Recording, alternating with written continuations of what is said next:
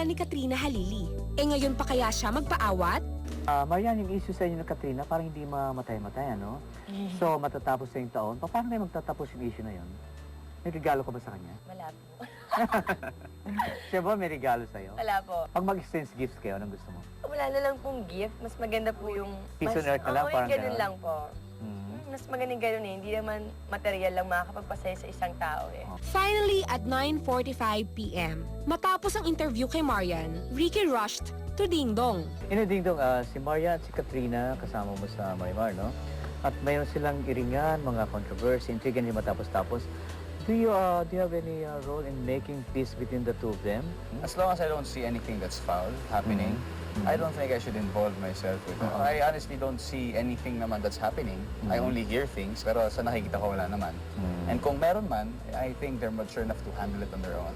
Marian Rivera was perhaps the hottest female young star of 2007. Sabi nga ni Ricky Lo during the interview, her rise to stardom was phenomenal. Meanwhile, even Ding Dong Dantes, who decided to go daring in a sexy pictorial for a glossy magazine last year, considers 2007 as his banner year. Of course, maraming taong tumulong sa'yo, sumuporta sa'yo, naglook-look sa'yo kung saan ka nandun ngayon. Sino-sino yung gusto mong pasalamatan? Siyempre po, nanggaling po lahat ng meron ako ngayon sa GMA eh. Okay. Binigay po sa GMA yan. Siyempre si Lord na lagi nandyan para sa akin. Siyempre yung mga fans ko na lagi ding sumusuporta sa akin. Yung mga totoong nagmamahal sa akin, talaga nagpapasalamat ako sa kanila. I believe it has been a great year, and ako, I always want to strive for better things. So I want to look forward to 2008. Marami pang mas magagandang bagay na darating, at sa mga darating mang yun, I wholly commit myself to the work, to the job, and I want to do a better job next year. So hindi ko naman kayo mapahiya, and siyempre hindi ko rin mapahiya ang sarili ko. At doon naman sa mga detractors na may mawala na konting percentage lang naman. Lagi pong sinasabi na hindi naman po lahat ng tao magugustuhan ka. Kung ganun po sila na hindi po nila ako magustuhan, respetuhin ko po yun. Pero sinisigurado ko po sa inyo, kung makikilala niyo ako ng totoo, magugustuhan niyo din po ako. It was almost midnight when Ricky Lo left Clark in Pampanga. But it was certainly well worth the travel. Inspiring ang mga inilahad na kwento ni Marian Rivera at Ding Dong Dantes. For sure, may natutunan ang kanilang mga tagahanga.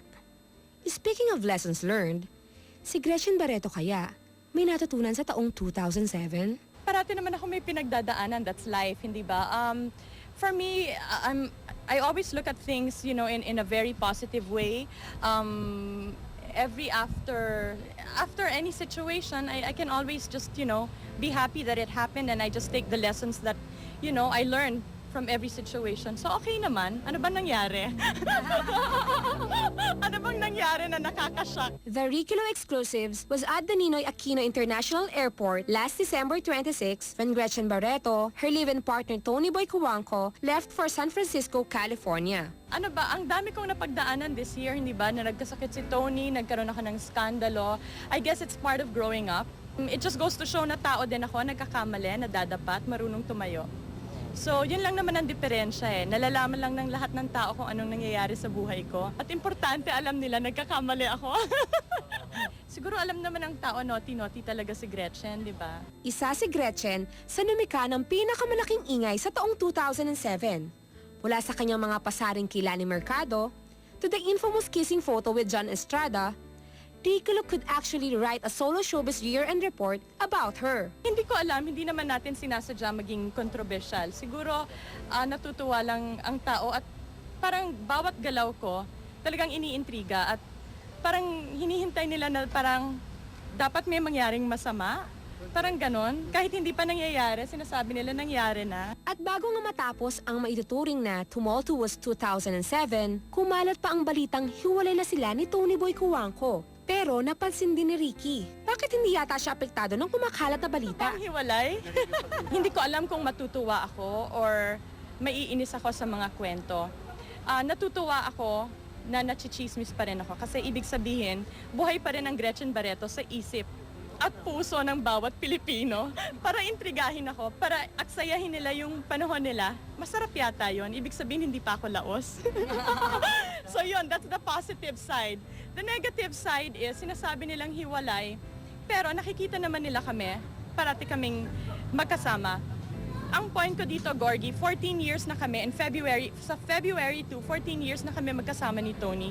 Ilang beses na ba kami na chismis na hiwalay? Ilang beses na ba nilang sinabing may lalaki si Gretchen Barreto? Ilang beses na ba nilang sinabing may babae si Tony Coangco? Ang importante, kung ano man ang mga pinagdadaanan namin or pinagdaanan namin, andito kami para sa isa't isa. Hindi ko sinasabing perpekto ang aming relasyon. It's not the best, but it certainly is not the worst situation or relationship. I think we still fight to stay together. Sa kanya, wala na yun eh. Parang feeling niya sikat kasi si Gretchen eh, kaya kami naiintriga. Sabi ko, oo nga, sikat nga ako. Sasailalim si Tony Boy sa isang medical check-up sa Amerika. Confident si Greta na walang dapat ipangamba. Yeah, he'll have a checkup. Medyo namaos ulit si Tony lately, maybe because party kami ng party, diba, for the holiday season. So, we'll have a checkup and then if ever, it won't be anything serious naman na. I mean, sino bang taong walang problema? Lahat tayo may problema. It comes and it goes. Ang importante is how to solve each problem and how to rise above it. And hindi naman madali ang buhay, hindi ba? Basta ako masaya ako, naiintriga ako. Dahil pag hindi na ako inintriga, wala na akong career. My politics are personal to me, and I generally keep them to myself. You know, I would love to work with Ewan McGregor. I'd love to work with Kate Blanchett or Yeah, yes. or you know, Meryl Streep. There's so many people I would love to work with.